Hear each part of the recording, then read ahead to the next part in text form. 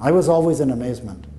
I was always in amazement. I'd go into his office and I thought I was in, excuse me the expression, but I felt almost I was as if I were in the presence of the Blessed Sacrament.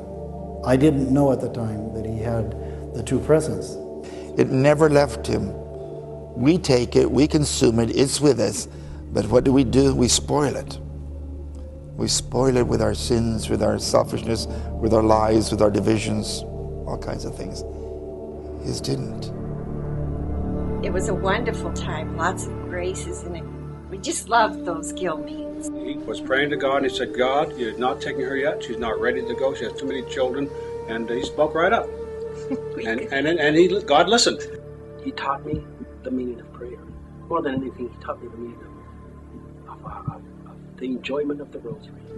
She said, when Father blessed me, it felt like God was right there in the room. I knew that I was in the presence of a person who had to be a saint. How many people he affirmed that are priests today who probably needed that affirmation, who only knows? I just felt limp. I didn't know what to say. He was practically telling me my past life. There was something just magnetic about him. Out from the hospital door came Father Aloysius. It was Father Aloysius. The altar boys looked up at Father Aloysius because the tears were running down their face. You just felt such peace and warmth, and you would see Father during Mass, and he would be holding the Eucharist, and he was just, it was just like he was just so in love. Could you see his feet? Yes, and they were not touching the ground. And all of a sudden, I noticed a strong aroma of flowers, and it struck me.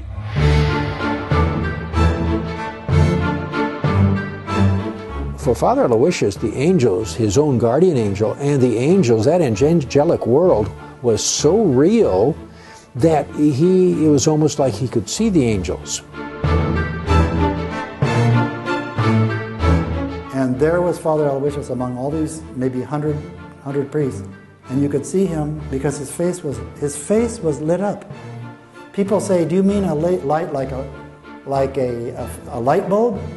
Of course not. There's something else there. There was sanctity in him, sanctity that could look right through you, and sanctity that pulled the best out of you, even when you were rotten.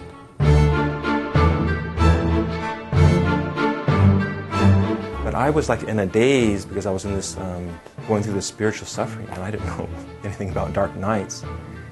It was like Father Aloysius knew exactly what was going on in my soul.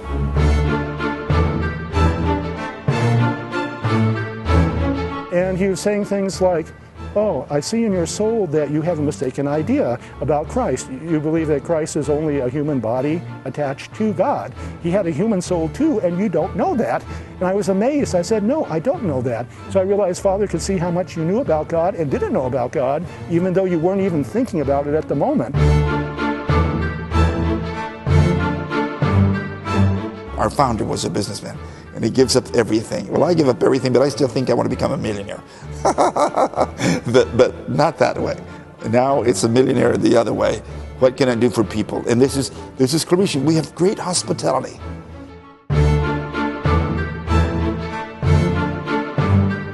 Then he would refer to himself as a spaceship. He wanted to be like a spiritual spaceship to go all around the world and spread the devotion to the Immaculate Heart of Mary, the devotion to the Most Blessed Sacrament.